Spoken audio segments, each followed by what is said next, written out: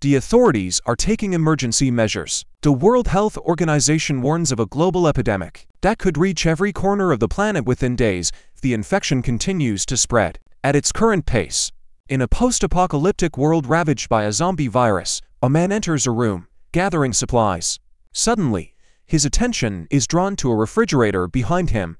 Zombies usually prefer dark places. He carefully approaches and listens, confirming there is indeed a zombie inside. The man quietly shuts the refrigerator door and securely seals it with an iron nail. A struggle begins inside, but he calmly wraps the refrigerator with a chain, anchoring the other end to his vehicle. The man knows the zombie's main vulnerability, sunlight, which instantly turns them into charred remains. Rourke hates zombies. His wife was killed by one of them. Since then, he has spent his time hunting the infected or exploring areas where they roam. After each zombie he kills, Rourke marks his shotgun stock.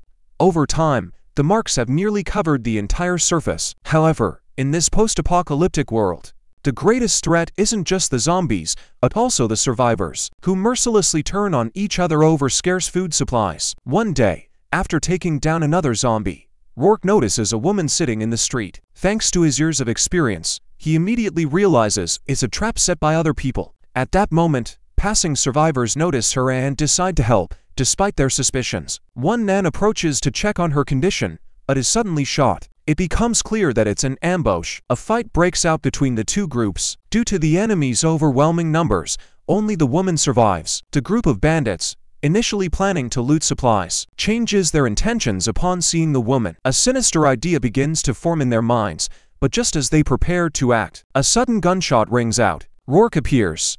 He quickly takes down several bandits with his pistol, before taking cover behind a car. An enraged bald man with a shotgun charges at him, but Rourke eliminates him with a precise shot. Despite being outnumbered, Rourke's combat experience helps him prevail. The rescued woman quickly realizes she was nothing more than a pawn in the bandits' wicked plans. This bitter realization leaves a mark on her soul, but in that moment, she couldn't afford to dwell on it. Knowing she had no chance of surviving on her own, she decided to leave with Rourke. Their car was hopelessly wrecked during the shootout, and a looming horde of zombies threatened to turn the night into their last.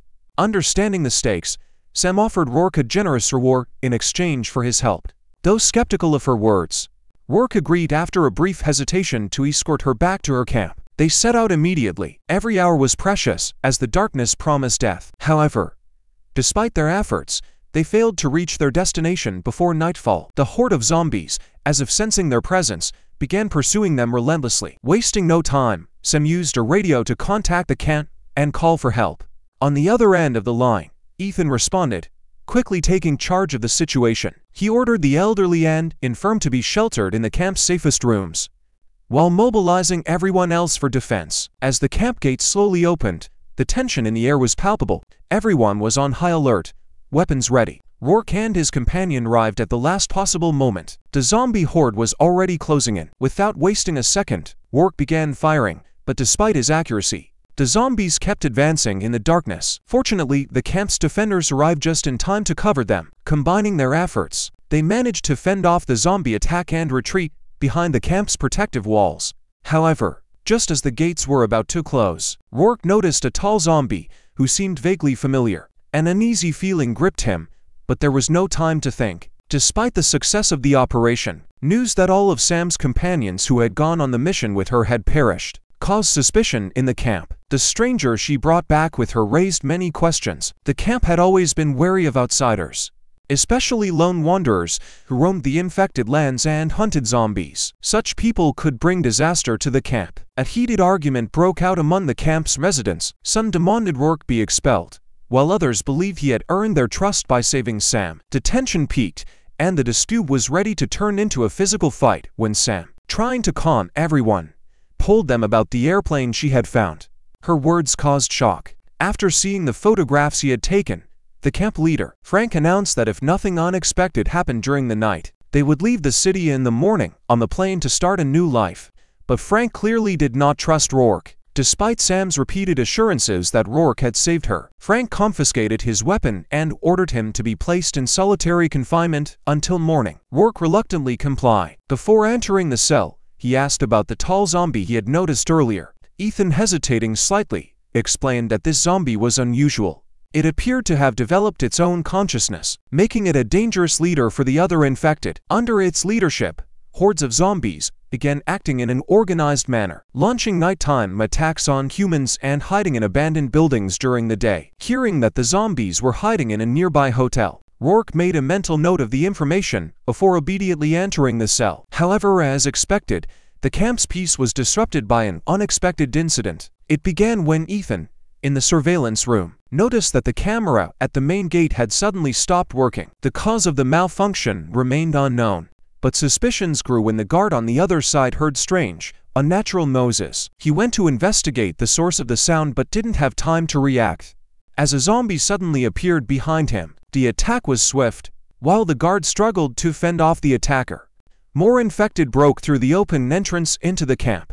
The second guard, who had been monitoring Rourke, was the first to suffer from the attack. He quickly drew his weapon and opened fire, but unfortunately missed. The sound of the gunshot immediately raised the alarm throughout the camp, but there was no time to organize a defense. The zombies quickly overwhelmed the guard, and he didn't survive. Meanwhile, Rourke in his cell used a tool he had prepared earlier to pick the lock and managed to escape. In another part of the camp, one of the men was trying to organize the evacuation of the residents, but suddenly came face to face with a zombie. The situation was critical, and it could have ended in tragedy, but Rourke appeared just in time and dealt with the zombie. Soon, other armed camp residents joined him. However, when the threat seemed to have passed, it became clear that one of the men who had just been saved had been bitten. His companion noticed the wound and pointed it out. The injured man, realizing his fate, was ready to accept the inevitable, but his only concern was for his young daughter. He entrusted her to Sam, and Frank,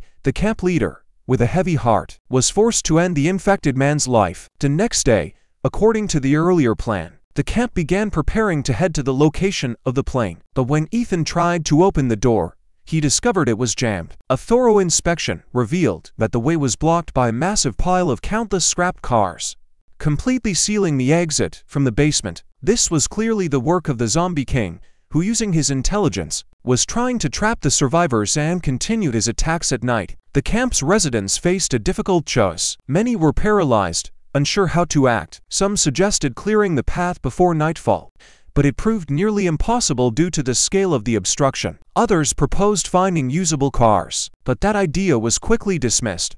The virus outbreak that occurred 2 years ago had long rendered all vehicles useless. When it seemed there was no way out, Rourke proposed a bold and daring plan. Instead of passively defending themselves and waiting for the next attack, they needed to take the initiative. He suggested go into the hotel where the Zombie King was hiding and destroying him. Without their leader, the zombies would revert to being a disorganized horde, and the threat they posed could be greatly reduced. Although the proposed method was extremely risky, the group had no other choice. After lengthy discussions and careful deliberation, Frank and the others decided to fight back against the zombies, despite all the dangers. To increase their chances of success, they split into 2 groups. Frank led a small team to search for usable cars, while Rourke led the remaining camp members on the dangerous mission to destroy the zombies' lair. The team of 5 reached the abandoned hotel, which they believed to be the hideout of the Zombie King and his horde. Inside, a strange and ominous darkness reigned, making it the perfect refuge for the infected. After a thorough inspection of the hotel, the group discovered zombies sleeping in the basement. However, executing their plan turned out to be much harder than expected. The building had 2 exits, and for the detonation to succeed, someone needed to sneak to the second exit and plant a bomb there. The task was deadly, and no one wanted to take on such responsibility. Unexpectedly, the timid and indecisive Drew volunteered. Taking the bomb, he cautiously crept through the crowd of sleeping zombies, trying not to make a sound. Just as he was about to reach his goal, the Zombie King suddenly attacked him from behind. A deafening roar echoed, awakening all the sleeping infected. Seeing that the mission had failed, the remaining team members opened fire and quickly retreated from the basement. Ethan, covering their escape, activated a pre-installed bomb to reduce the number of enemies. Emerging upstairs, the 3 remaining members took shelter in the kitchen. However, during the chaotic retreat, Chris, one of their comrades, panicked and separated from the group. Soon zombies burst into the room, and one team member sacrificed himself to cover the others' escape, taking some of the attackers down with him using a grenade. Rourke and Ethan managed to escape the building but soon came face to face with another group of zombies. They had no choice but to retreat upstairs, fighting their way forward with every step. The zombies pursued them relentlessly, but thanks to their marksmanship and tactical skills, they managed to break through to safety outside, where sunlight saved them from further attacks. Once they were finally safe, Ethan used his radio to try to contact Chris. Chris's response was alarming. His condition was critical, and all signs indicated he had been bitten. Despite this, the team couldn't leave him behind. Chris had taken the rope that was essential to complete their plan. They had to split up again. Rourke volunteered to distract the zombies so that Ethan could reach Chris and retrieve the rope. Rourke's plan worked. He successfully lured the zombies away, allowing Ethan to reach Chris. However, when Ethan found his comrade, Chris was already unconscious. At the moment Ethan grabbed the rope, Chris began to mutate, emitting loud sounds that attracted the attention of the zombie king. Rourke, sensing the danger, rushed to help his friend. Ethan was in mortal danger, but Rourke arrived just in time to save him, putting Chris down. In the end, they managed to escape without further incidents, but the mission left a deep scar on all the survivors. Unfortunately, Ethan had been wounded during the struggle with Chris. Rourke, understanding that his friend would soon turn into one of the infected, said nothing. He silently stood aside, waiting for the inevitable. As the sky darkened, Rourke finally said his goodbyes to Ethan, making the difficult but necessary decision. After that, Rourke successfully descended to the ground using the rope, but by then the sun had already set. Soon zombies began emerging, taking advantage of the protective cover of darkness. Meanwhile, the other team, searching for vehicles, managed to find only a small car that clearly couldn't fit everyone. Duggan, known for his selfishness, suggested abandoning the others and escaping with just the pilot. However, his request was firmly rejected. The rest of the team condemned his selfishness, and a heated argument broke out. The fiery discussion was abruptly interrupted when they noticed their comrades returning with a large bus. Everyone thought they were finally saved, but their relief was short-lived. Along with Rourke, a massive zombie horde had approached the camp. The fighters immediately opened fire to try to stop the infected, but their numbers were overwhelming. As night fell, it became clear they couldn't hold the defenses, and the survivors were forced to retreat back into the camp. The zombie horde, led by the zombie king, pursued them relentlessly. The survivors ran upstairs, frantically trying to barricade the doors to stop further attacks.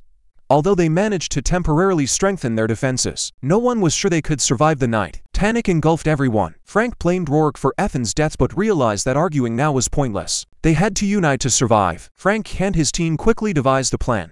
They would defend the camp gates and fight the zombies until dawn. Before the battle began, Rourke revealed his secret to Sam. He told her that he had come to this city with one purpose: to avenge his wife, who had been killed by the zombie king. Upon hearing this, Sam offered to help him fight, but Rourke refused. He explained that her mission was far more important. She had to ensure the safety of the elderly and weaker residents in the camp. Rourke went alone to the doors just as the zombies broke into the building. He immediately opened fire, holding back the first wave of infected, but another wave followed close behind. Throwing a grenade, he managed to retreat upstairs. Meanwhile, the other camp members fought the zombies one after another, but the number of attackers continued to grow. The battle dragged on. Despite fear and exhaustion, no one gave up. Every minute of resistance bought time for the others to survive. However, the losses were catastrophic. Most of the fighters sacrificed themselves for the greater good, leaving only a few survivors. By dawn, most of the undead had been eliminated, but the zombie king and his followers still posed a major threat. When Rourke arrived, Frank had already fallen in battle, surrounded by a few dangerous zombies. The zombie king ordered his minions to pursue Rourke, forcing him into a fight. Using his weapons, Rourke managed to eliminate several zombies, but one nearly caught him off guard. With incredible agility, Rourke escaped, though his strength was fading. Finally, Rourke faced the zombie king himself. The enemy was incredibly strong and intelligent. The zombie king knocked Rourke down, forcing him to drop his weapon. Realizing he couldn't win in direct combat, Rourke ran toward the stairs, intending to lure the zombie king onto the rooftop. The zombie king, despite his intelligence, failed to notice that dawn had arrived. As soon as they reached the rooftop, Rourke suddenly flung the door open. The sunlight burst through, and within seconds, the zombie king was reduced to charred remains. Rourke had finally achieved his revenge, but instead of leaving with the others on the airplane, he chose to walk his own path. Rourke left the camp, heading into the unknown, continuing his fight against the zombies until his mission was truly complete. And that's where the movie ends. Thank you for watching until the end.